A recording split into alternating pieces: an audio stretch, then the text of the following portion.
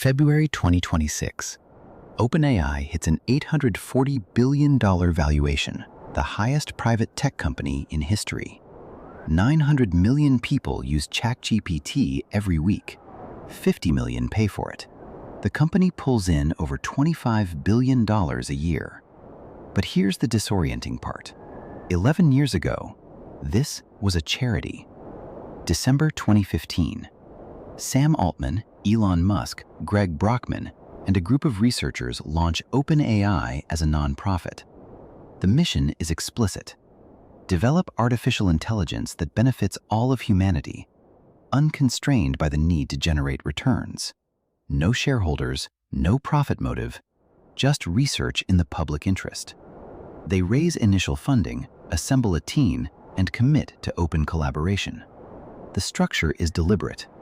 A nonprofit can prioritize safety and access over speed and capture. Fast forward.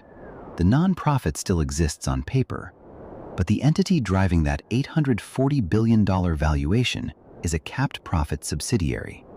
The research that was supposed to remain open is now proprietary. The technology built to benefit everyone is licensed to Microsoft for billions. The leadership that promised transparency now operates behind closed doors. Employees who questioned the pivot have left. Regulators are circling. This isn't a story about a startup that got big. It's about a structural transformation. How a tax-exempt research organization morphed into a commercial empire without changing its name. The question isn't whether OpenAI succeeded. It's how a charity rewired itself into the most valuable private company on Earth, and whether that rewiring honored or betrayed the original promise. To understand the empire, you have to go back to the promise. December 2015. The founding team gathers with a conviction that feels almost quaint now. Artificial general intelligence is coming, and whoever controls it will shape civilization. Sam Altman leaves his role as president of Y Combinator. Elon Musk commits capital and credibility.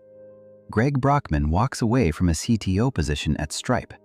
Ilya Sutskever, one of the architects of deep learning, joins from Google. They're not chasing an exit. They're building a firewall. The structure is the statement. OpenAI incorporates as a 501c3 nonprofit. No equity, no shareholders, no quarterly earnings pressure. The logic is straightforward. If AGI becomes the most consequential technology in human history, it can't be developed inside a system optimized for private capture. The mission document is unambiguous. Ensure that artificial general intelligence benefits all of humanity. Not some, all. The early team is small, credentialed, and ideologically aligned. Researchers who could command seven-figure compensation at Google or Facebook take pay cuts to work on alignment problems and safety research. The commitment to openness is literal. Papers are published. Models are released. The belief is that transparency reduces risk. If everyone can see the research, no single actor can weaponize it in secret. Funding comes from tech figures who frame the project in existential terms. This isn't venture capital. It's insurance.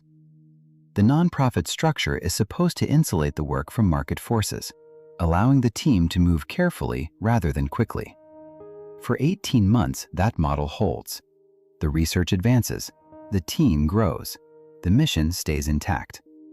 Then, in 2018, one of the co-founders walks away. Elon Musk resigns from the board, citing a potential conflict of interest with Tesla's own AI ambitions. He later claims the departure ran deeper, that he saw the commercial drift coming and believed he couldn't stop it from inside. In 2024, he sues OpenAI directly, alleging the organization had abandoned its founding mission and become a de facto subsidiary of Microsoft. The lawsuit is contested, but the question it raises is the same question this documentary is asking. At what point does the mission become the brand? But idealism doesn't scale without capital, and capital demands control. By early 2019, the math stops working.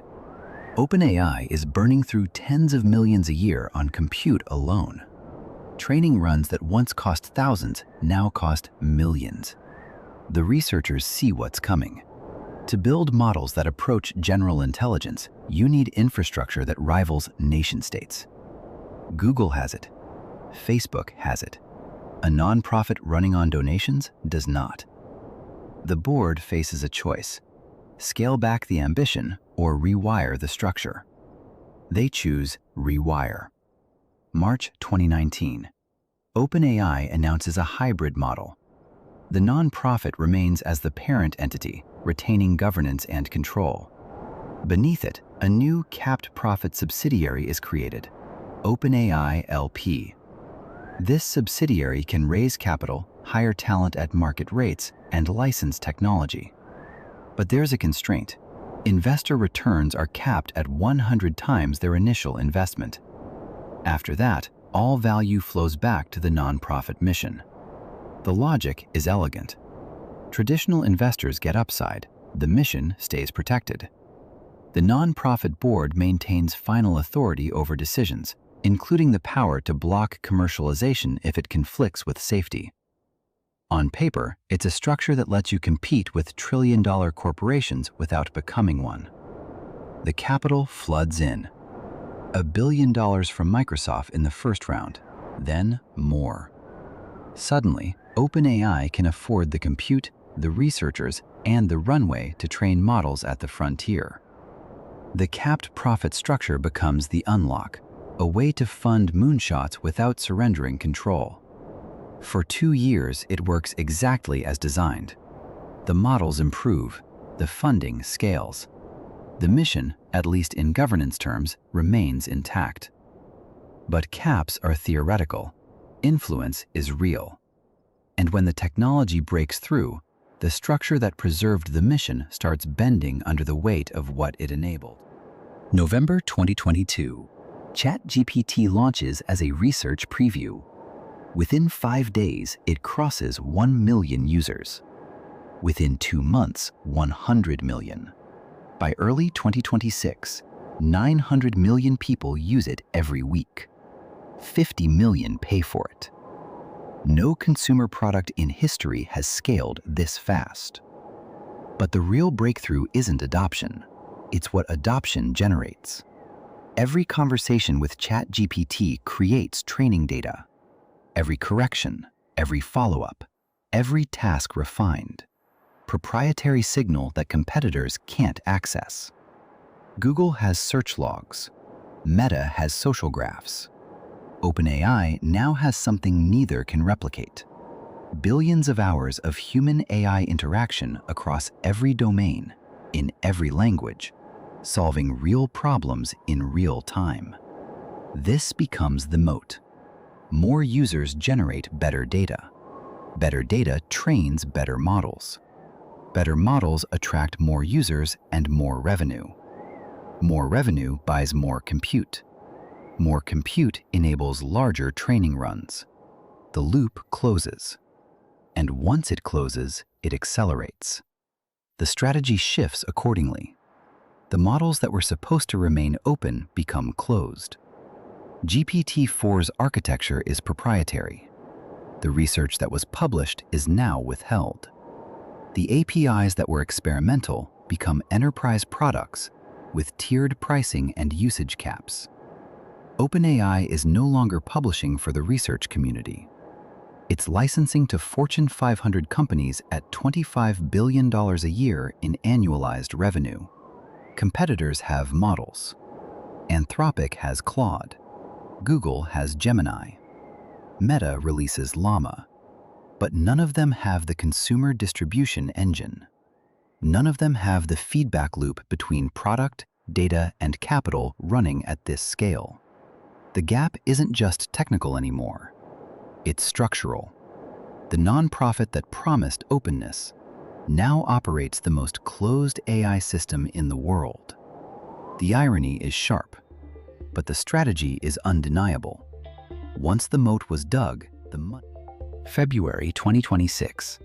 OpenAI closes a $110 billion funding round. Amazon, SoftBank, and NVIDIA lead. The valuation hits $840 billion, up from $300 billion just 12 months earlier. It's the largest private funding round in history, and it makes OpenAI the most valuable private tech company on the planet. But this isn't traditional venture capital. The structure is hybrid. Part of it is cash. Part of it is compute credits, access to NVIDIA chips, Amazon cloud infrastructure, the raw processing power needed to train the next generation of models. And part of it is conditional. Milestones tied to an eventual IPO, capability benchmarks, revenue targets. The investors aren't just betting on OpenAI, they're locking themselves into the ecosystem. The compounding effect is now visible at every layer. Capital buys compute. Compute trains larger models. Larger models attract more users. More users generate more data and more revenue. More revenue justifies more capital. The loop tightens. The moat deepens. Competitors can replicate the technology, but they can't replicate the system. But the tension inside OpenAI had already been tested years earlier, in the most public way possible. November 2023. The nonprofit board fires Sam Altman as CEO. No specific misconduct, no financial fraud. Just, the board has lost confidence in his candor. Within hours, the entire tech world is watching. Within 48 hours, nearly 500 employees sign a letter threatening to resign and follow Altman to Microsoft if he isn't reinstated. Within 5 days, the board reverses course. Altman returns as CEO. The directors who fired him are replaced. The nonprofit governance structure, the firewall built to protect the mission from commercial pressure, had just failed its first real test. The commercial interests had won. Inside OpenAI, the tension hasn't dissolved. It's just moved underground. The nonprofit board still exists. It still holds governance authority. But the entity driving this valuation is the capped profit subsidiary, and the cap, 100 times return, no longer feels like a constraint. It feels like a formality. Employees who joined for the mission are watching the organization optimize for scale. Some leave quietly. Others raise concerns about mission drift, about the distance between the founding promise and the current reality. Regulators begin asking questions. How does a nonprofit control an $840 billion subsidiary? Who benefits when the cap is reached? What happens to the mission when the incentives point toward growth, not safety? The structure that unlocked the capital is now under scrutiny. Because when you build an empire this fast, the question isn't just how you did it. It's whether the foundation can hold. The pattern is now clear. Mission attracts talent without equity dilution. Hybrid structure unlocks capital while preserving governance narrative. Consumer product creates proprietary data moat. Data flywheel compounds into revenue, funds compute, widens the gap. This is the hybrid advantage framework, and OpenAI executed it with precision. Step 1. The Nonprofit Foundation. By launching as a charity in 2015, OpenAI recruited researchers who valued mission over compensation. No equity meant no dilution. The structure was the signal. It said, "We're building for humanity, not shareholders." That credibility became the recruiting advantage. Step 2. The structural pivot. In 2019, the capped profit subsidiary unlocked institutional capital without surrendering board control. The cap preserved the mission story. The subsidiary enabled the scale. Investors got upside, the nonprofit kept authority. On paper, the balance held. Step 3. Distribution capture. ChatGPT wasn't just a product, it was a data engine. 900 million users generating billions of interactions. Proprietary training signal competitors couldn't access. The consumer layer became the moat. Step 4. The compounding loop. More users, better data. Better data, better models. Better models, more revenue. More revenue, more compute. More compute, larger training runs. The flywheel closed. And once it closed, it accelerated faster than any competitor could match. The result? $0 to $840 billion in under 11 years. A non-profit to profit transition that became a competitive strategy, not just a funding mechanism. The transferable insight is this: mission-driven brands can outcompete pure profit models if they control the feedback loop.